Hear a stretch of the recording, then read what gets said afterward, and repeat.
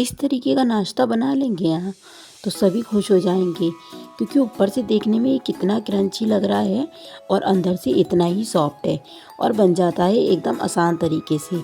तो आइए चलिए शुरू कर लेते हैं। तो मैंने लिया है 1 कटोरी करीब मटर। आप कोई भी बाउल का नाप सेट कर सकते हैं। मेजरमेंट बहुत ज़रूरी होता है हर रेसिपी के लिए।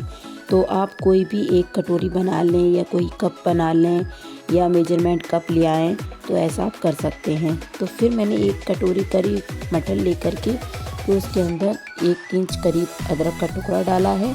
और यदि आप लहसुन खाते हैं तो लहसुन डाल सकते हैं, क्योंकि हम लहसुन नहीं खाते तो हमने नहीं डाला है। मैंने इसके अंदर 4 हरी मिर्चें और ऐड करके और इसका बना लिया था एकदम पेस्ट। हाँ, ये पेस्ट जैसा ही होना चाहिए, दरदरा नहीं। तो देख सकते हैं ये पेस्ट बिल्कुल रेडी है। तो देख ही सकते हैं बिल्कुल एकदम थिक ही पीसना है इसे, ज़्यादा पानी वगैरह डाल करके नहीं पीसा है। मैंने केवल आधी कटोरी से भी कम पानी लिया था और वही डाल करके इसे पीस लिया था। और देख सकते हैं इसकी कंसिस्टेंसी, तो ये देख सकते हैं कितना गाढ़ा है। और अभी हम इसे थोड़ा सा पानी और डाल करके और हिला करके मिक्सी के जार को और इसका सारा मसाला निकाल लेंगे। ज़रूरत के अनुसार ही पानी डालें इसमें।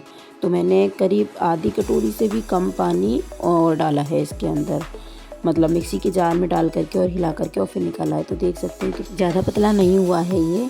और अभी हम इसके अंदर ऐड कर देंगे अपना 3/4 के करीब सूजी। हाँ, सूजी ऐड करना ज़रूरी है। और सूजी आपको कौन सी लेनी है, बिल्कुल पतली वाली लेनी है। अगर आपके पास मोटी वाली सूजी है तो उसे मिक्सर ग्राइंडर में पहले ग्राइंड कर लें और फिर ही ऐड करें, क्योंकि हम इंस्टेंटली बना रहे हैं। फिर मैंने जितनी सूजी ऐड करी है करीब उतना ही पानी ऐड करा है। और फिर अब हम इसे हिला करके अच्छे से और फिर ढक करके रख देंगे। इसे मिक्स करना अनिवार्य है, क्योंकि अगर हम मिक्स नहीं करेंगे तो सूजी कहीं से लगी रह जाएगी, मटर में पूरा मिक्स नहीं हो पाएगी। इसलिए मैंने पूरा हिला करके तभी इसे ढक करके रखा था। फिर आप देख सकते हैं सूजी कितना फूल गई है, कितनी बढ़िया लगने लगी है, पूरी मिक्स हो गई है। तो अब हम इसके अंदर ऐड कर देंगे अपनी कुछ वेजिटेबल्स, जैसे कि प्याज, टमाटर, शिमला मिर्च। मैंने यही ऐड किया था। आप चाहें तो इसके अंदर अपनी मनपसंदीदा कोई भी सब्जी ऐड कर सकते हैं। जैसे कि आप जानते हैं कि विंटर चल रहा है, तो विंटर में आती हैं गाजर, पत्ता गोभी। तो आप गाजर को बिल्कुल बारीक या तो कद्दूकस करके या फिर उसे कट करके बारीक बारीक टुकड़ों में और फिर डाल सकते हैं। और पत्ता गोभी को भी ऐसे ही आप डाल सकते हैं, बिल्कुल कद्दूकस करके या फिर चॉपर से काट करके। सब्जियां डालने के बाद भी मैंने इसे कर लिया था मिक्स। और इसके अंदर ऐड कर देंगे कुछ अपने मसाले, जैसे कि नमक और काली मिर्च। काली मिर्च से फ्लेवर बहुत अच्छा आ जाता है। मैंने ये इंस्टेंटली बनाए हैं, इसलिए मैंने इनो का यूज़ किया है। अगर आपके पास अधिक टाइम है तो आप इसके अंदर खाली मीठा वाला सोडा लास्ट में ही डलेगा।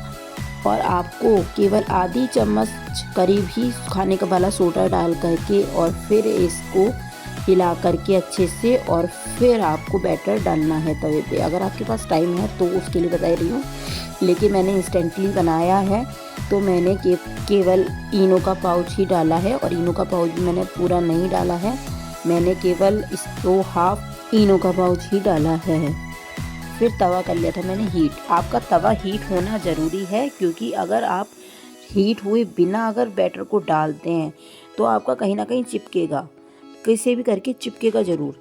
लेकिन हीट हो करके जैसे धुआं निकल रहा है, आपको दिख भी रहा होगा, इतना धुआं निकल रहा है। तो मैंने हल्की सी गैस कर दी थी ऑफ और फिर मैंने इसके ऊपर डाल दिया है अपना ये बैटर को आप शेप दे करके फैला सकते हैं। और इसे मोटा ही फैलाएं, क्योंकि पतला ये फैलेगा भी नहीं, क्योंकि इसमें सब्जियां ऐड हैं।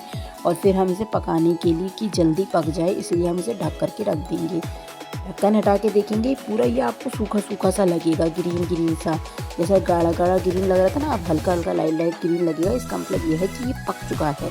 तो अब हम इसके ऊपर घी स्प्रेड कर लेंगे। आप घी करना चाहते हैं घी कर लीजिए, बटर करना चाहते हैं बटर कर लीजिए, ऑप्शनल है पूरी तरीके से। और आप ऑयल का यूज़ करना चाहते हैं तो ऑयल भी लगा सकते हैं, लेकिन मैंने यहाँ पर घी का इस्तेमाल करा है। और देख सकते हैं कितने आसानी से ये छूट जाएगा, मतलब कोई दिक्कत वाली प्रॉब्लम नहीं होगी हमारे आगे। और हाँ, मैंने बिल्कुल बैटर डालने के बाद तुरंत बाद ही गैस अपनी स्टार्ट कर दी थी, लो टू मीडियम। और फिर ही मैंने इसे ढक करके पकाया है, क्योंकि इसे अंदर से पकना भी बहुत ज़रूरी रहता है। अगर अंदर से नहीं पकेगा तो जैसे बेसन का चीला कई बार कच्चा सा रह जाता है तो वो गले में अटकता है, तो वरना वैसा ही हो सकता है ये। तो इसी चक्कर में इसे पकाना बहुत ज़रूरी है। तो हम ऊपर और नीचे दोनों साइडों पे से इसे पका लेते हैं ताकि अंदर से पूरी तरीके से पक जाए। और मैंने आपको दिखाने के लिए अभी पीछे वाली तरफ से पलट करके मैंने ढक्कन नहीं लगाया, लेकिन बाकी सारी चीज़ों में मैंने ढक्कन लगाया करके ही पकाया है। आप ढक्कन लगा करके ही पकाएं, एक तो जल्दी पकेगा और अंदर से भी सिक जाएगा एकदम, और छुटने में भी बहुत आसानी रहती है। बस डोसे या चीले का यही तरीका है कि तवा आपका बहुत गर्म होना चाहिए, और अगर बहुत तेज़ गर्म हो गया है तो उसमें पानी का छींटा लगा सकते हैं और फिर डालें अपने बैटर को। और फिर हमारा ये चीला सिक करके रेडी ही होने वाला है। तो मैंने इसे थोड़ा सा ढक दिया था, मैंने कहा कि इसे ढक करके ही पकाते हैं। तो देख सकते हैं पीछे से भी एकदम सिक चुका है और खाने में एकदम टेस्टी होते हैं, हेल्दी होते हैं, इसीलिए बनाने में भी आते हैं। और सुबह शाम रात दिन आप इसे कभी भी खा सकते हैं। ये नहीं है कि ब्रेकफास्ट ही है तो नहीं, ये ब्रेकफास्ट में भी खा सकते हैं आप, शाम के में इवनिंग में भी ले सकते हैं इसे, दोपहर में भी खा सकते हैं और नाइट में भी खा सकते हैं। कोई आपको नुकसान करने वाली कोई भी चीज़ नहीं है। बहुत हेल्दी टेस्टी चीला है। आप प्लीज़ बनाइए और खाइए, एंजॉय कीजिए। देख सकते हैं कितना सॉफ्ट बना है। देखिए सॉफ्ट बना है इतना कि मैंने इसे बिल्कुल हाथ से एकदम करके दिखाया और एकदम टूट गया। बहुत सॉफ्ट चीला है और क्रंची इतना है कि चाकू की मदद से आप दिखा दूँ कितनी तेज़ आवाज़ आ रही है। मतलब एकदम टेस्टी, हेल्दी, सॉफ्ट, क्रंची, बहुत ही टेस्टी चीला है। आप खाइए और हेल्दी रहिए, खुश रहिए। वीडियो पसंद आया तो लाइक कीजिए। थैंक्स।